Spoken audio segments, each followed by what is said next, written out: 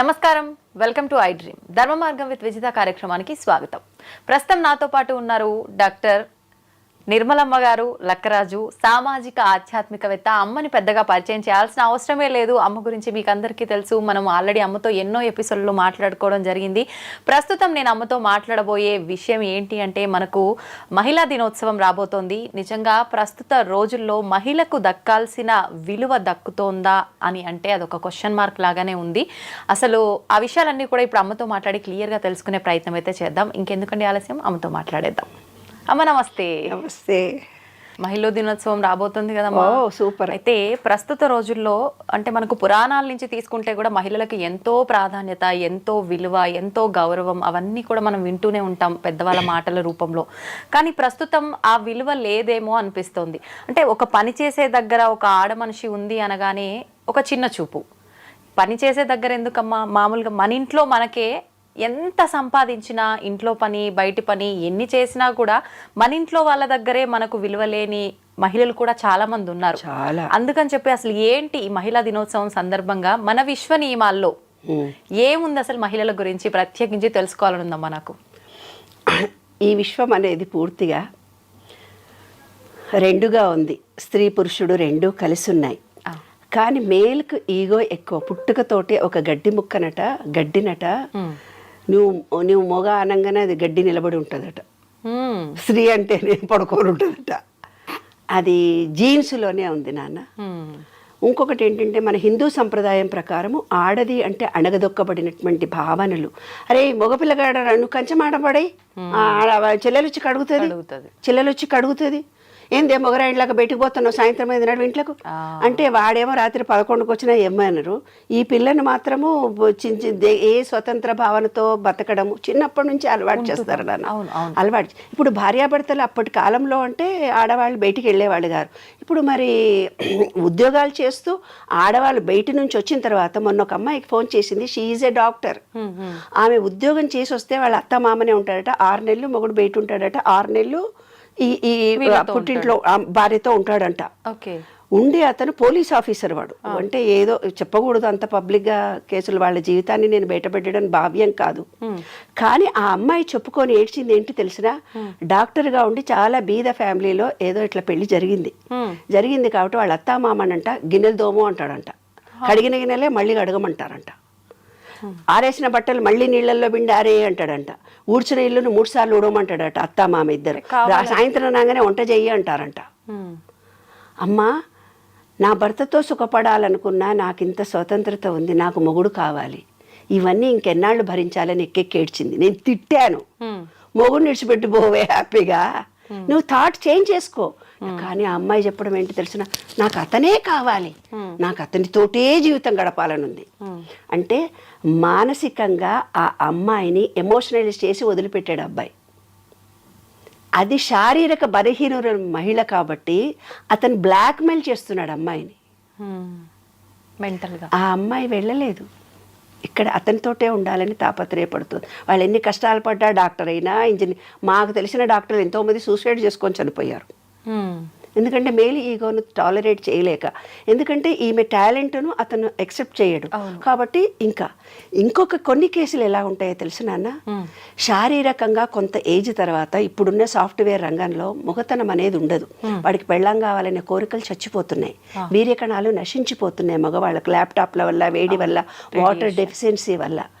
నేను యూఎస్ వెళ్ళినప్పుడు ఎన్నో కేసులు నాన్న, ఆంటీ నాకు మా ఆయన పక్కకు కూడా రావటం లేదు, చెయ్యి కూడా వేయటం లేదు, కనీసం మాట్లాడుకొని మేము ఎన్నేళ్ళు అవుతుందో మా అమ్మ నాన్న కూడా చెప్పుకోలేని విషయం మీతో చెప్పుకుంటున్నానమ్మా అని. అప్పుడు ఏం చేస్తాడు తెలిసినా, వాడి బలహీనత కోసం దీని మీద డామినేషన్ తిడుతూ ఉంటాడు. ప్రతి విషయానికి తిడుతుంటాడు. నీకు ఈ పని చేయడం రాదంటాడు, ఉద్యోగం చేస్తూ కూడా బయటికి ఎంతసేపు పోయినామంటే ఏదో ఒక రీజన్ పెట్టి హ్యారాస్ చేస్తూ, అంటే మేల్ ఈగో తనలో ఉన్న న్యూనతాభావాన్ని కప్పిపుచ్చుకోవడానికి ఈమె మీద డామినేషన్ చేసి మానసికంగా హింసిస్తున్నారు అమ్మాయిలని. కొంతమంది అమ్మాయిలు నాకు ఫోన్ చేసి, ఆఫీస్లో మా బాస్ మేమేమి అనలేము. చెయ్యి తగులుతా అంటాడు, కాలు తగులుతా అంటాడు, ఇంకేదో అంటాడు. ఆఫీసులో ఉద్యోగం చేసే ఆడవాళ్ళము ఎంత పోరాటం చేస్తున్నామో తెలుసా అమ్మా, మీతో చెప్పుకుంటాం, ఎవరితో చెప్పుకుంటాము, ఈ లోకం అంటుంది మంచిగా తయారై హ్యాండ్ బ్యాగ్ వేసుకొని పోయింది అనుకుంటారు. కానీ మా గుండెలో బాధ మేము ఎవరికి చెప్పుకోవాలి? 10 రూపాయలు ఖర్చు పెట్టాలంటే మగుడు నీవు ఉద్యోగం చేస్తున్నావని ఇష్టం వచ్చినట్టు ఖర్చు పెట్టుకున్నావులే అంటాడు. అవును అమ్మా, ఎంత అయినా సరే అతనికి ఏం పని చేత కాదు, వంట చేయడం చేత కాదు.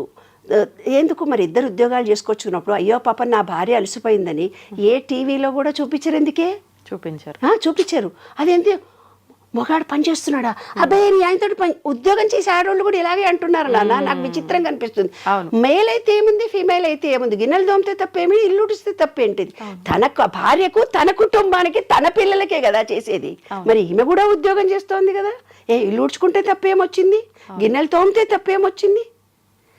ఇంట్లో ఏ విషయాన్ని స్వీయ నిర్ణయ శక్తి మగవాళ్ళకి లేనే లేదు. మళ్ళీ ప్రతిదీ స్త్రీనే ఆలోచించాలి. కానీ ఈమె చులకన భావానికి లోన్ కావాలి.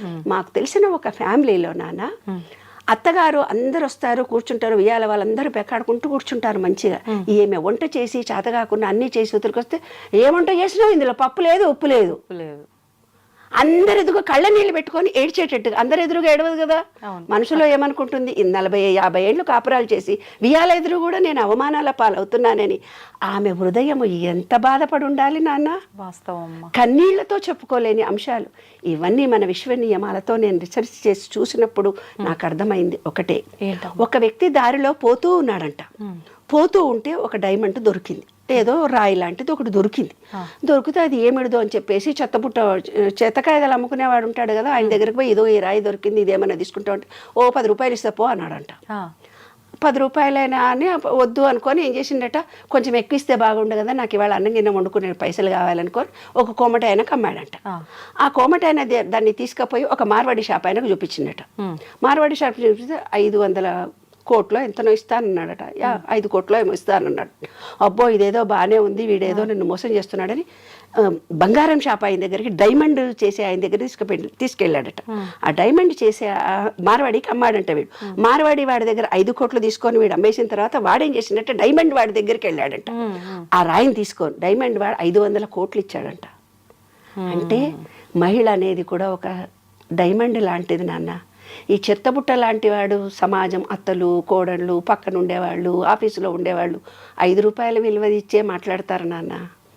ఇంకొకడు ఎవరైతే అతను మార్వాడి డైమండ్ని తెలుసుకున్నాడో దానికి ఒక విలువ కట్టినట్టు, అమ్మ అని నమస్తే పెట్టి ఒక స్త్రీ అంటే ఎంతో గొప్ప అని, తను కూడా శారీరకంగా నాలా అలసిపోతుంది, ఆమెను ప్రేమించాలి, గౌరవించాలి, ఆమెకు నేను సహాయం చేయాలి అని ఆలోచన విధానం పెంచుకోవాలి తల్లి. ఒక సినిమాకి తీసుకెళ్ళి, మహిళా దినోత్సవం కాబట్టి నేను ఒక్కటే ఒక మాట అడుగుతాను నాన్న. నేను ఇలా ఫ్రాంక్గా అడుగుతానని కొంతమంది నన్ను మీటింగ్ కూడా పిలవరు. ఎందుకంటే ఫ్రాంక్గా మగవాళ్ళందరి దగ్గరికి వచ్చి నేను మీటింగ్లో ఒకటి, ఏనాడైనా నీ భార్య ఏం కూర ఇష్టమో మీకు తెలుసా అండి అని అడుగుతా. మేము అడగలేదండి, నాకేం కూర కావాలో చేయమంటాను కానీ ఆమెకి ఏమి ఇష్టమో నాకు. పోనీ మీ పుట్టింటికో అత్తగారింటికో నీకు ఇష్టమైన ప్రదేశానికి నేను తీసుకెళ్తానమ్మా అని మీరు ఎన్నడన్నా పురుషులు ఎవరన్నా స్త్రీని అడిగారండి అంటాను. మేము అడగలేదు. మాకు కావాల్సిన చోటుకే నా పెళ్ళాన్ని పిల్లల్ని తీసుకొని పోతాం.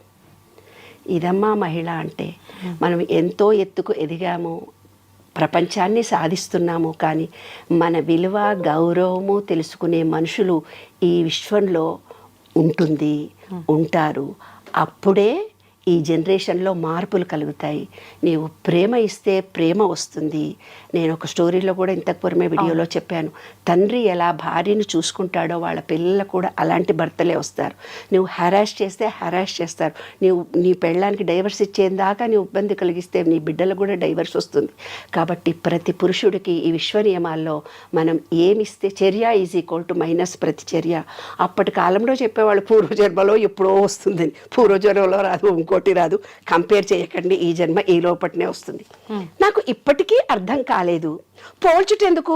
చిన్నప్పటి నుంచి చూస్తున్నా, వాళ్ళని చూసి నేర్చుకో, వీళ్ళని చూసి నేర్చుకో, వీళ్ళలా ఉండు, వాళ్ళలా చదువు, వాళ్ళు అంతెత్తుకు ఎదిగారు, మనం ఎక్కడ ఉన్నాము, వాళ్ళ పిల్లలకు పెళ్ళిళ్ళు అయ్యాయి, మన పిల్లలకు పెళ్ళెప్పుడు, వాళ్ళ పిల్లలకు పిల్లలు పుట్టారు, మన పిల్లలకు పురుళ్ళెప్పుడు, మన పిల్లలకు యుఎస్ వెళ్ళారు, మన పిల్లలు ఎప్పుడు యుఎస్ వెళ్తారు, వాళ్ళ అమ్మా నాన్న చూడు, వాళ్ళ నాయనమ్మలని చూడు, వాళ్ళ ఎంత సంపాదించారో చూడు, వీళ్ళు ఇల్లు కట్టుకున్నారో చూడు. జీవితం అంతా ఒకళ్ళతో ఒకళ్ళు పోల్చుకోవటమేనా? వాడి పెళ్ళాం చూడు ఎంత బాగుంది, నీవేంటి, వాడు ఉద్యోగం చేస్తుంది, నీ ఉద్యోగం చేస్తే అలా అనొద్దు. అందుకనే నేను ఇవన్నీ చెప్తున్నా. జీవితం అంతా ఒకళ్ళతో ఒకళ్ళు పోల్చుకోవటమేనా? మనం మనలాగే పుట్టాము, మనం మనలాగే పెరుగుతాము, మనలో ఉండే తెలివితేటలే మనకు ఉంటాయి. మా చెల్లెళ్ళు చూసి నేర్చుకో, మా అమ్మని చూసి నేర్చుకో. ప్రతి భార్యను సతాయిస్తూ ఫోన్లు వస్తున్నాయి నాన్న. మనకుండే ప్రజ్ఞ మనలో ఉంటుంది, కానీ పోల్చడం ఎందుకు? ఇప్పటికీ అర్థం కాలేదు నాకు. 5 చేతి వేళ్లే సరిగ్గా లేవు, ఒకదానికొకటే పొంతన లేదు, ఒక తల్లి పిల్లలము ఒకేలా కూడా లేము, మరి ఎందుకు పోల్చటం? వాడి పెళ్ళాన్ని చూడ ఎంత పని చేసి వచ్చినా నీలాగా చేసిందా? వాడి బిడ్డలు చూసినావా ఎట్లా చేసిందా ఆమె? అత్తలు కూడా ఇట్లే అంటారు, ఆడపడుచులు కూడా ఇట్లే అంటారు, ఆడోళ్ళే ఇట్లా అంటారు. మరి ఎందుకు పోల్చడం? వారిలాగానే నీవు ఉండు, వారిని చూసి నేర్చుకో. మన బుద్ధులు ఒకరిని చూసి నేర్చుకుంటే వచ్చేవా? నువ్వు మారావా? నువ్వు మొగాడిలాగే ఉన్నావు, మరి ఆమె మారాలని నువ్వు ఎలా కోరుకుంటున్నావు? తప్పు కదా. అది విశ్వం చూస్తుందన్నమాట. పుట్టుకతో వచ్చిన బుద్ధులు పుడకలతోటే పోతాయి అంటారు, అయినా పోలుస్తూనే ఉంటారు. వారు 100 ఏళ్ళు బ్రతికారు, వీళ్ళు 90 ఏళ్ళు బ్రతికారు. మనది రాసుకొనే పుట్టాము. మనం ఎన్నాళ్ళు ఉండాలో ఇంతవరకు మనమే, అంతవరకే మనం ఉంటాము. కొన్ని తెలివితేటలు మనకు ప్రత్యేకంగా వచ్చాయి, అయినా ప్రతిసారి పోల్చుటెందుకు? నాకు ఇప్పటికీ అర్థం కాలేదు. పోల్చుటెందుకో మనిషికి? ఎప్పటికీ నీవే, నీ ప్రజ్ఞ నీదే. అమ్మాయి, ప్రతి మహిళ తెలుసుకోవాల్సిన అంశం ఇది. ఎప్పటికీ నీవే, నీలో ప్రజ్ఞ, శక్తి అన్నీ నీవే. విశ్వంలో మహిళవమ్మా నీవు. ఎప్పటికీ నీవే, నీ ప్రజ్ఞ నీదే. ఎప్పుడూ నీకు పోల్చుకోకు ఇతరులతో. నీ ప్రజ్ఞని నీవు కోల్పోకు. నీకు నీవే అధికారివి, నీకు నీవే ప్రజ్ఞాకారివి. ఎప్పటికీ నువ్వు ప్రజ్ఞాకారివి. మహిళ లేకుంటే ఈ విశ్వమే లేదు. మహిళలు ఇప్పుడు మగపిల్లలకు ఆడపిల్లలు దొరకట్లేదు నాన్న. ఆ రోజుల్లో మేము ఆడపిల్లల పట్టుకొని సంబంధాలు కావాలని తండ్రులు తిరిగేవాళ్ళు. వాళ్ళ మగపిల్లలు తిరుగుతున్నారంటే ఎంత హరాష్ చేసి ఉంటారు ఆడపిల్లల్ని. అందుకే ఆడపిల్లల పుట్టుకలు తగ్గిపోయాయి కదా. కాబట్టి ఈ విశ్వంలో ప్రతి పురుషుడు, ప్రతి స్త్రీ తెలుసుకోవాల్సిన అంశం ఏంటంటే, ప్రేమ ఇస్తే ప్రేమ వస్తుంది. భయంతో జీవితం గడపకండి, ప్రేమించండి సంపూర్తిగా. ఆ ప్రేమను మీరు పొందండి. ఎవరిని హరాష్ చేసినా ఈ జీవితంలో ఇప్పుడే మనం అనుభవించాల్సి వస్తుంది. స్త్రీ పురుషులు ఇద్దరూ సమానమే, రాత్రి పగలలాగా, రాగద్వేషాల్లాగా, అన్న తమ్ముల్లాగా, నేను గొప్ప అంటూ ఏవీ లేవు. ఇద్దరూ సమానంగా ఉద్యోగాలు, ఇద్దరూ బాధ్యతలు పంచుకోండి. నేను మగాడినని కాలు మీద కాలు వేసుకొని టీవీ చూస్తూ, సెల్ ఫోన్ చూస్తూ కూర్చోకు. రోజు గంట సేపు 10 నిమిషాలు భార్యతో పక్కన కూర్చొని మాట్లాడు నాన్న. అంతకంటే ఎక్కువ స్త్రీ కోరుకునేది ఏంటి? మా కాలంలో అనేవాళ్ళు, ఒక పువ్వులు తీసుకొని వచ్చి పెళ్ళానికన్నా ఇవ్వరా అని. అట్లా సెల్ ఫోన్ చూడకుండా కూర్చొని భార్య పక్కన కూర్చొని కబుర్లు చెప్పండి. Sharing your ideas. నీవు ప్రేమతో ఆమెతో షేర్ చేసుకోండి. కమ్యూనికేషన్ ఇద్దరికీ పెరుగుతుంది. సంసారం ఆనందంగా, సంతోషంగా ఉంటుందమ్మా. ఇదే విశ్వనియమం. మొన్న ఒక వీడియో చూసామ్మా, మీరు అన్నట్టు కూర్చొని మాట్లాడుకోండి అన్నారు కదా. మాట్లాడుకునే రోజులు తగ్గిపోయి మొబైల్కి అంకితం అయిపోయిన రోజులు ఎక్కువగా ఉన్నాయి కదా. హస్బెండ్ ఫోన్ చూస్తూ కూర్చున్నాడు, వైఫ్ వచ్చి, ఏజ్డ్ వాళ్ళే, వైఫ్ వచ్చి ఏదో మాట్లాడినా కూడా పట్టించుకోకుండా అదే పనిగా ఫోన్ చూసుకుంటూ కూర్చున్నాడు. ఆవిడొచ్చి సైలెంట్గా చేయబట్టుకొని తీసుకెళ్ళి సెల్ ఫోన్కి పసుపు కొమ్ము కట్టిపిస్తుంది ఆయనతోటి. అంటే ఇంకా నీకు పెళ్ళాం ఎందుకురా, మొబైల్ మంచి పని చేసింది. వాళ్ళ కొడుకు సేమ్ అదే పని చేస్తున్నాడు పక్కన కూర్చొని. వాళ్ళ కోడలు కూడా అత్త చేసిన పని చేయాలా అన్నట్టుగా ఒక చూపు చూస్తుంది అనమాట. అంటే మీరు చెప్పినట్టుగా నిజంగా మాట్లాడుకునే రోజులు పోయి మొబైల్కి ఒకటి అంకితం అనే కాదు, టైం ఉన్నా కూడా మొబైల్ చూడకపోయినా ఏం చూడకపోయినా కూడా ఒకరితో ఒకరు మాట్లాడుకునే ఈ సంబంధం అనేది చాలా తక్కువైపోయిందమ్మా నిజంగా. ఈ మనసులో ఒక స్త్రీ కోరుకునేది ఏంటి తెలిసిన, మనసులో తన కొంత ఫీలింగ్ కలుగుతుంది. ఆ ఫీలింగ్ను షేర్ చేసుకోవాలి. అప్పుడే మహిళ ఆరోగ్యంగా ఉంటుంది, ఆనందంగా ఉంటుంది, సంతోషంగా ఉంటుంది. పురుషుడు ఎప్పుడైతే ఆ స్త్రీతో మాట్లాడాడో, ఇంట్లో వచ్చే చాకలోళ్ళకి చెప్పుకుంటారు తెలుసా, ఇంట్లో వచ్చే పని మనుషులకు చెప్పుకుంటారు తెప్పున. అందుకే ఇల్లీగల్ కాంటాక్ట్స్, ఎవరైనా పురుషుడు హ్యాపీగా అనగానే వాళ్ళకు లొంగిపోయి ఇల్లీగల్ జరుగుతున్నాయి కూడా ఇందువల్లనే జరుగుతున్నాయి. తన భర్త ఏదైతే తన భార్యను ఓపెన్గా కమ్యూనికేట్ చేయలేకపోతున్నాడో, కమ్యూనికేషన్తో తన బాధను తెలుసుకొని, ఏముంది నాన్న సరదాగా అలసిపోయావా అంటే చాలా ఒక మాట కరిగిపోతుందే మహిళ. ఎంత బాగా వండావే, ఏంటి ఇందులో ఉప్పు వేయలేదు అనగానే కోపం వస్తుంది. అరే ఎంతో కష్టపడి చేసావు కదా అని తను ఉప్పు వేసి వేసుకోవాలి. ఆమె తింటప్పుడు అనాలి, ఏంటండి ఇందులో ఉప్పు లేదు, మీరు నన్ను అడగలేదు అంటే. ఆ ప్రేమ అమోఘంగా ఉంటుంది. అసలు దాంపత్యం అదమ్మా దాంపత్యం. మాట్లాడకపోతే చాలు. ఎస్, విమర్శించి మాట్లాడినప్పుడు హృదయం దెబ్బతింటుందమ్మా మహిళకి. ఆ కన్నీళ్లు వంశం పురుషులకు తగులుతుంది తల్లి. ఏ పురుషుడైనా 7 తరాలు వాళ్ళ పిల్లలు మనమలు ఆడతరం ఏదైతే సుఖపడటం లేదో ఇవాళ, అవన్నిటికీ కారణం ఒక మహిళకు కన్నీళ్లతో బాధ పెట్టడం, మనసును కష్టపెట్టడం, శారీరకంగా హింసించడం. ఏమ్మా, శరీరము మనసు మాటతో ఇబ్బంది కలిగిస్తే శరీరంతో చేసిన పాపం శరీరము, మాటతో చేసిన పాపం మాట. అనుభవించాల్సిందే. ఈ విశ్వ నియమాల్లో ఒకటి నాన్న. ఎన్నో చూస్తున్నాం అమ్మ ఈ రోజుల్లో. ఏ పని చేయకుండా కాళ్ళు చేతులు అన్నీ కరెక్ట్గా ఉండి ఇంట్లో ఉండి భార్య సంపాదించుకొస్తే తిని కూర్చుంటూ కూడా భార్యని కొట్టి ఇబ్బంది పెట్టే మగవాళ్ళు కూడా చాలా మంది ఉన్నారంటే మహిళల పరిస్థితి అసలు ఏంటి అని. నాకు కొత్తగా అమ్మాయి వచ్చింది, పనమ్మాయి వచ్చింది. పనమ్మాయి వస్తే చాలా చిన్నగా ఉంది అమ్మాయి. ఏంటే ఎంతమంది పిల్లలు అన్నా, 5 అమ్మా అంది. రియల్లీ నేను ఆశ్చర్యపోయినా. ఏంటే మరి 5 పిల్లలు, మీ ఆయన నువ్వు ఏం చేస్తాడే మీ ఆయన అంటే, ఏం పని చేయడమ్మా, తాగి కూర్చుంటాడు చెట్ల కింద. మరి 5 పిల్లల్ని నీవు ఎలా తప్పదు కదమ్మా, యేసు ప్రభువు నాకు ఇచ్చాడు, నేను ఆ ప్రభువు ఇచ్చిన జ్ఞానాన్ని నేనే భరిస్తున్నాను అంటోంది. చూసావా నాన్న, ఆ మొగుడు ఏం చేశాడంటే నాకు దారిలో కనిపించి నేను ఏదో బ్యాగులు మోసుకొని పోతుంటే, బాబు వస్తావా నువ్వు తీసుకొని మా ఇంటి దాకా అని అన్నాను. ఎవరో అతను తెలియదు నాకు, తెలియక ఆ బ్యాగులు ఇచ్చాను. అతను మోసుకొని వస్తూ కొంచెం దూరం పోయి కింద పెడుతున్నాడు, కింద పెట్టి మళ్ళీ ఎత్తుకుంటున్నాడు ఆ బ్యాగులను. అదే ఆ అమ్మాయి 5 ఇళ్లలో పనిచేసి వచ్చి, ఇంట్లో పనిచేసి వచ్చి ఎంత పని చేస్తోంది. ఈ విధవ తాగి తన శరీరాన్ని పాడు చేసుకొని 2 బ్యాగులు కూడా అక్కడి నుంచి ఇక్కడ దాకా ఎక్కువ దూరం కూడా కాదు, కొంచెం దూరం వచ్చి కింద పెట్టాడు. నా చేతులు లాగుతున్నాయా, సారీ బెటా అన్నాను నేను.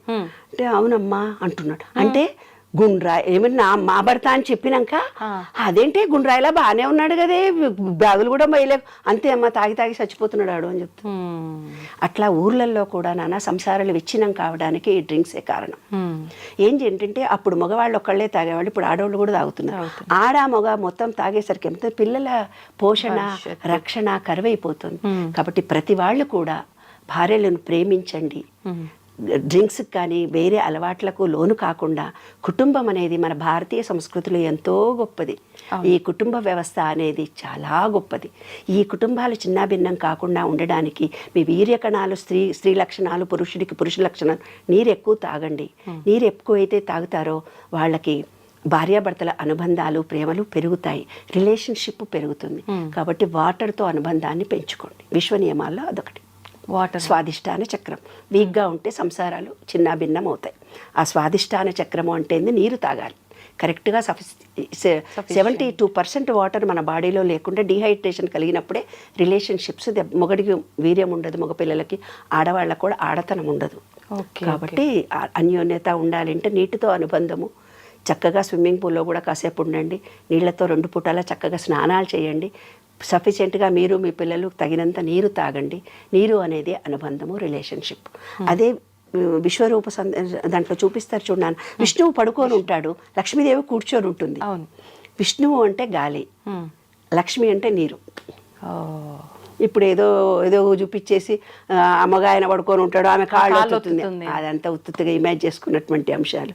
నీరు అనేది మెయిన్, అదే లక్ష్మీదేవి, అదే రిలేషన్షిప్స్. అంటే నీటిలో నీటి ఆవిరి, గాలిలో నీటి ఆవిరి ఆవిడ. కాబట్టి చక్కటి గాలిని పీల్చుకోండి, ప్రకృతిని ప్రేమించండి. మిమ్మల్ని ప్రతి మహిళకు నేను చెప్పేది అదే నాన్న. మన శరీరంలో 36,000 కండరాలు నరాలు. మీరు ఒక థాట్ ఫీలింగ్ రిలీజ్ చేయగానే అవి చాలా బాధపడతాయి. వాటన్నిటిని కూడా ప్రేమించాలి. కాబట్టి మన కండరాలను నరాలను ప్రేమించుకోండి. తప్పనిసరిగా బ్లడ్ టెస్టులు చేయించుకోండి. కావినంత సూర్యరశ్మి కిరణాలు తగిలేటట్టుగా ఉండండి. భూమిలో చెప్పులు లేకుండా భూమిలో ఉండండి. ఈ ప్రకృతిని ప్రేమించండి, ప్రేమను పొందుతారు. శాంతిగా ఉండండి. కుటుంబాలు ఆనందంగా సంతోషంగా ఉండాలని మనస్ఫూర్తిగా కోరుతూ మీ శరీరాన్ని మీరు ముందు ప్రేమించుకోండి. మిమ్మల్ని మీరు పురుషుడు కానీ స్త్రీ కానీ తనని తాను ప్రేమించుకోవడం ఎప్పుడైతే తెలుస్తుందో ఎదుటి మనిషికి ప్రేమ అందించడం తెలుస్తుంది. ఎదుటి మనిషికి ప్రేమ ఎప్పుడైతే నీవు అందిస్తావో ఈ విశ్వం మొత్తం నిన్ను ప్రేమిస్తారు నాన్న, అప్రిసియేషన్ చేస్తారు. అదే విశ్వసూత్రం. సూపర్ అమ్మా. ఒక చిన్న మెసేజ్ ఇవ్వాలి అని అంటే మహిళా దినోత్సవం సందర్భంగా ఏమి ఇస్తారమ్మా సమాజానికి? స్త్రీ హృదయం వెన్నలాంటిది, కరిగిపోతుంది ద్రవంలా. స్త్రీ ఉదయం పాషాణంలా ఉంటుంది, కఠినంగా నువ్వు మాట్లాడితే.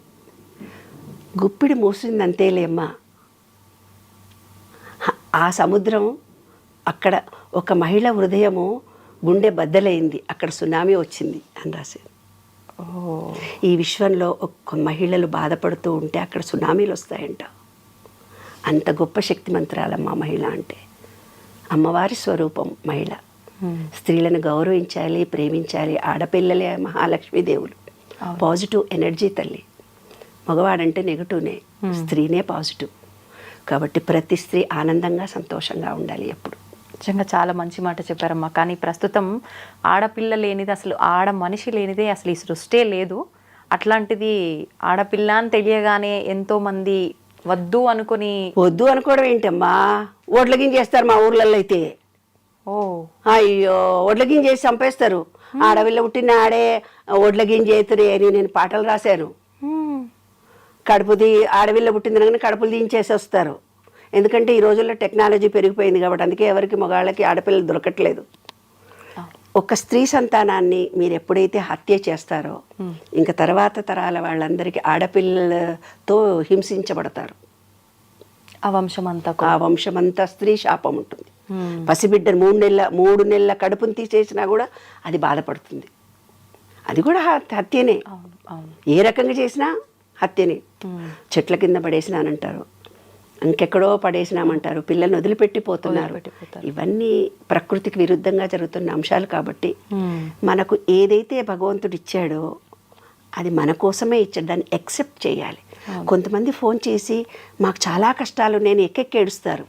భర్త చనిపోయాడని ఏడుస్తుంటారు, యాక్సిడెంట్లైనా ఏడుస్తుంటారు, డబ్బు లేదని ఏడుస్తుంటారు. ఎన్నో రకాలైన సమస్యలతో ఉన్నది ఈ ప్రపంచమంతా. అందరూ ఏదైతే నీకు ఇచ్చాడో దాన్ని యాక్సెప్ట్ చేస్తే ఇంకో మంచి జరుగుతుంది నాన్న. దాని నుంచి పారిపోవాలని ప్రయత్నం చేస్తున్నాము, దాని నుంచి తప్పించుకోవాలని చేస్తున్నాము. అది విశ్వ నియమంలో ఒక రూల్. యాక్సెప్ట్ చేయాలి. ఆ బిడ్డ పుట్టిన తర్వాత బతుకుతుందో పోతుందో, అది ఎలా జీవిస్తుందో మనకు తెలియదు. దాని అదృష్టం వల్ల మన ఇంట్లో కాలు పెడితే ఏమన్నా కలిసి కూడా రావచ్చు, మనం చెప్పలేం కదా. విశ్వం ఏదో నీకు నేర్పడానికి వస్తే నువ్వు ఉల్టా చేసావు, ఆ పాపంగా నువ్వు మిగిలిపోయావు. పాపం అంటుకుంటుందమ్మా. నిజంగా వాస్తవం అమ్మ. మీరు చెప్పిన మాటలన్నీ కూడా కళ్ళకు కట్టినట్టుగా. అంటే మనం ఇంటి పక్కన వాళ్ళదో, ఇంట్లో పని చేసే వాళ్ళదో, ఇరుగు పొరుగు ఎవరిదో ఒకరిది చూస్తూ ఉంటాం ఇలాంటి స్టోరీస్ కదా. కళ్ళకు కట్టినట్టుగా కనిపిస్తున్నాయి మీరు మాట్లాడుతుంటే. ప్రతి ఒక్కటి కూడా వాస్తవం కదా అన్నట్టుగా. నిజంగా ఈ మాటల ద్వారా అన్న కనీసం ఒక్కరిలో అన్నా మార్పు వస్తే నిజంగా దానికి మించిన సంతోషకరం ఇంకొకటి ఉండదమ్మా. అదే అనుకుంటున్నా. ప్రతి మహిళ ఆనందంగా సంతోషంగా ఉండాలి. పురుషుడు తప్పు చేయకుండా ఉండగలగాలి. తన భార్యను, తన బిడ్డలని, తన తల్లిని అపురూపంగా ప్రేమించాలి. స్త్రీ సంతానం కలగడం అనేది భాగ్యంగా భావించాలి. ఎందుకంటే పురుషుడికి భార్య చనిపోతే వాడు పిచ్చోడైపోతాడు. అదే స్త్రీకి భర్త చనిపోయినా పిల్లల్ని పోషిస్తుంది. ఎన్ని చూస్తున్నారమ్మా, ఇన్ని సినిమాలు చూస్తున్నారు, కథలు చూస్తున్నారు. పురుషుడు అనేవాడు అసమర్థుడే, ఎప్పటికీ అసమర్థుడే. కానీ అతని తోడు లేకుంటే స్త్రీ అసమర్థురాలు. విషయం అది అమ్మా. కాబట్టి తప్పనిసరిగా ప్రతి స్త్రీకి ఒక పురుషుడి తోడు ఉండాలి, పురుషుడికి ఒక స్త్రీ తోడు ఉండాలి. శివుడు పార్వతులే అర్ధనారీశ్వర తత్వం అందుకే చూపించారు. అరే బాబు, ఒక స్త్రీ రా, ఇది పురుషుడు రా, నీలోని కూడా ఇద్దరున్నారా అని. సంతోషం అమ్మా, చాలా మంచి విషయాలు తెలియజేశారు. ధన్యవాదాలు. థ్యాంక్ యూ వెరీ మచ్ నాన్న. ఈ వీడియో చూసే ప్రతి ఒక్కళ్ళు కూడా మిమ్మల్ని మీరు ప్రేమించుకోండి. విశ్వంలో ప్రతి ఒక్కళ్ళని ప్రేమించండి. ఆడవాళ్ళని చులకనగా చూడకండి.